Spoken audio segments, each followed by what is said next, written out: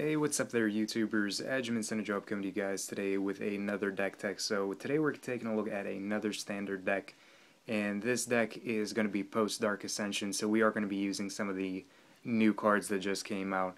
I got some of this stuff in with pre-orders. I ordered some singles as well as the boxes that I received from ABU Games and CardShark.com. So I have the majority of the cards at my disposal to be put in the decks. So this is one of the many decks that are going to be shown for the deck tech series, especially when it comes to tribal. There are a couple of tribal decks that I'm going to be showing. But today we're going to be taking a look at a spirit deck. So this is going to be revolving around spirit creatures, and it is actually Esper colored. So we're going to break it down and see what role each color has in the deck. So before we get started with this, if you guys have any suggestions for decks that you would like to see, please leave them in the comments below and I'll take them into consideration on future deck techs. And remember to subscribe for more deck updates and Magic the Gathering videos. So the first thing that we're going to take a look at is the mana base for this deck. So it's really specific for how this deck is going to be played out, and let's break it down. So first we have Vault of the Archangel, probably one of my favorite cards from Dark Ascension. So whenever you are able to use it, you pay 2 generic, 1 white, 1 black, and tap the vault, and creatures you control gain Death Touch and Lifelink until the end of the turn. So this is really important whenever it comes to some of the later turns whenever you're able to use the vault. It's just going to make your creatures really ridiculous, and it's going to set you up for a nice advantage because chances are that your opponent's not going to want to block your creatures even if you have the mana open to use the vault. Your opponent's going to be really cautious of what they choose to block with and what they want to really lose in the long run. So we're actually running 3 Vault of the Archangel.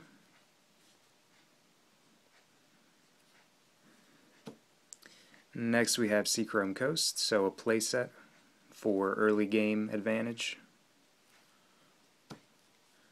Next we have Glacial Fortress. So playset a fortress, giving us white and blue. Darkslick Shores, so playset, again for early game, giving you blue and black. Then we have Isolated Chapel, so this is again for being able to produce black mana.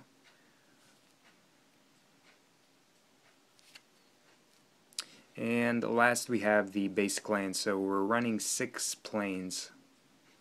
So the mana base is really tight on how it's going to be run throughout the game, but in the long run everything works out perfectly because even if you have to play a land that's going to come in tapped, 9 times out of 10 it's not going to set you back anything because everything seems to peak at turn 3 and at the 3 converted mana cost, and even if it's earlier game and you have to let something come in into play tapped, it's not going to set you back very much.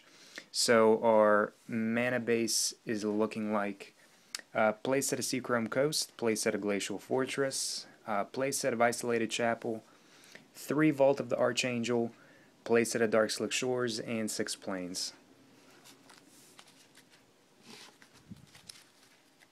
So we're actually only running black, and we're only splashing it for a couple of different cards, but we'll get to that later. Now let's take a look at the creatures. So for our creatures, first off we have the Spirit Captain, Drogskol Captin. So he gives other spirit creatures you control +1/+1 and hexproof, which is really nice. And on his own he is a 2/2 for 3 flyer.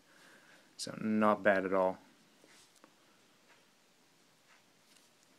Alright, so we have a playset there, and now we have a playset of Geist Traft, and what we saw before Dark Ascension came out are a lot of decks running only 3 Geist of Saint Traft, and honestly the reason why we're running 4 in this deck is because you want to be prepared if somebody else is running Geist as well, because if you play yours and then they play theirs and are able to get rid of both on the field, then you want to have another one at your disposal to be able to play it again, because this is a incredible momentum for the deck, especially if you can have a captain or something out as well.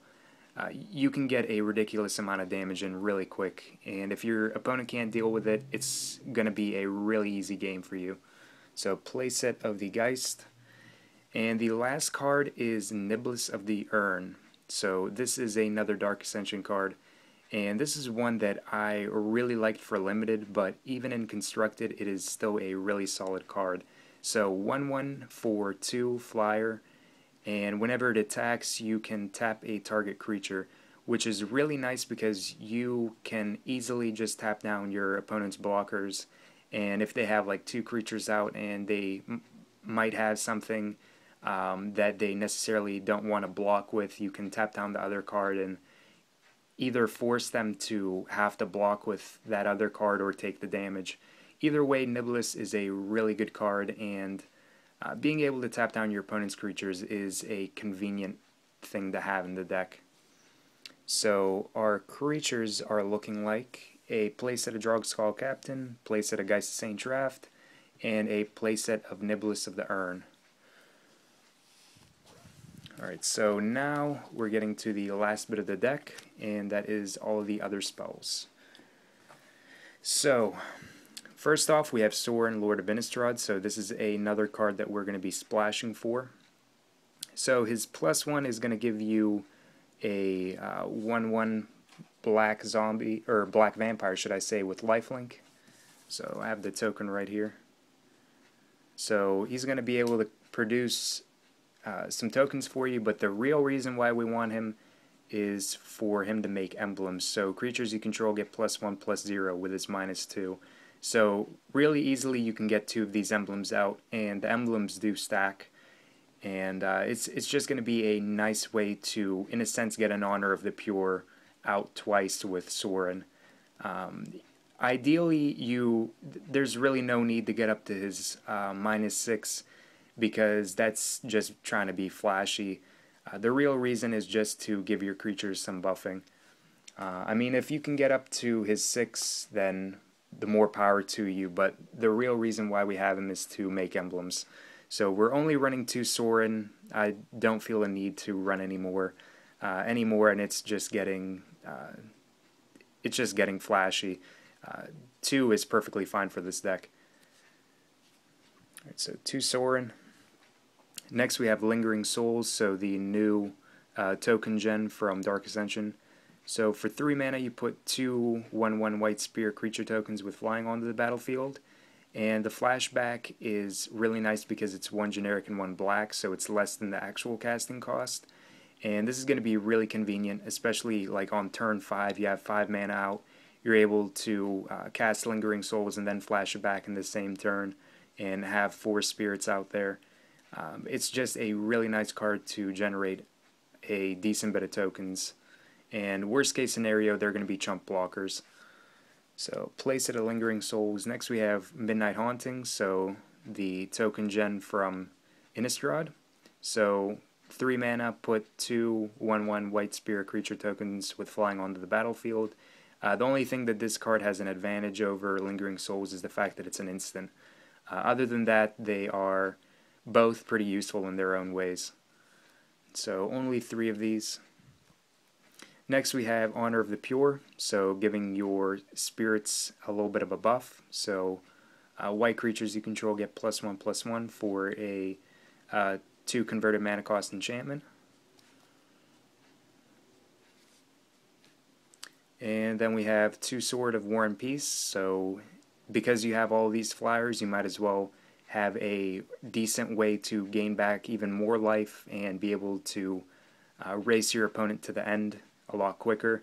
So it gives your equipped creature +2/+2 protection from red and white. So if you're playing against a white-oriented deck like humans or something along those lines, it gives you protection from their creatures, and also from red if you're playing against a red deck wins or something like that. And whenever you deal damage, you gain life equal to the amount of cards in your hand, and your opponent loses life equal to the amount of cards in their hand, so very useful. And overall, you're going to be paying 5 mana to use it, 3 to cast it, and 2 to equip. But once it's out there, you can just equip 2 between one creature and another. If you swing with 1, keep 1 back, and then put the sword onto another creature and hold it as a defense. So definitely a really useful card. Next we have Mana Leak. So we're running a playset of Mana Leak for being able to deal with some of your opponent's more annoying stuff. So this is going to get rid of stuff like your opponent's Geist if they're trying to cast it, or stuff like Mirran Crusade or anything along those lines. But definitely you want to have some control, being able to counter stuff. And last we have a playset of Ponder. So for 1 blue you get to look at the top 3 cards of your library, put them back in any order. You can shuffle your deck and then you draw a card. So definitely nice to set up some stuff, especially if you need to mana fix a little bit and see if you can get a specific land that you might need. So either way, Ponder just sets you up, and it's a nice way to draw a card for just 1 blue. So our non-creature spells are looking like 2 Sorin, Lord of Innistrad, a playset of Lingering Souls, 3 Midnight Haunting, 4 Honor of the Pure, 4 Mana Leak, 2 Sword of War and Peace, and 4 Ponder. So like I said, this is just the start to the deck that I was building, and this is something that I've been playing around with. But I have been playtesting it, and it's been doing really well. I might do some changes, and if I do, I will post a updated deck tech on it. But as of now, it is pretty solid in its form, and I like the way it's running. And I'm going to be posting up different decks, especially based around Sorin, like black-white tokens and stuff like that. So be sure to check that out in the future. But if you guys enjoyed this deck tech, be sure to like, favorite, and subscribe for more Magic the Gathering videos. And down in the links below, you guys are going to find the links to my Facebook, Twitter, blog, and all of my sponsors. So if you have time, check that out. Thank you guys for watching, and as always, have a wonderful, fun-filled Magic the Gathering day.